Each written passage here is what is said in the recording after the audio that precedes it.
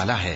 ए पैगंबर सल्लल्लाहु अलैहि वसल्लम, अपने परवरदिगार आलीशान के नाम की तस्बीह करो, जिसने इंसान को बनाया, फिर उसके आज़ा को दुरुस्त किया, और जिसने उसका अंदाजा ठहराया, फिर उसको रास्ता बताया, और जिसने चारा उगाया, फिर उसको सियाह रंग का कूड़ा कर दिया।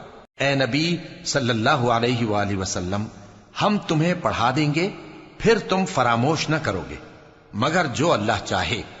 वो खुली बात को भी जानता है और छुपी को भी।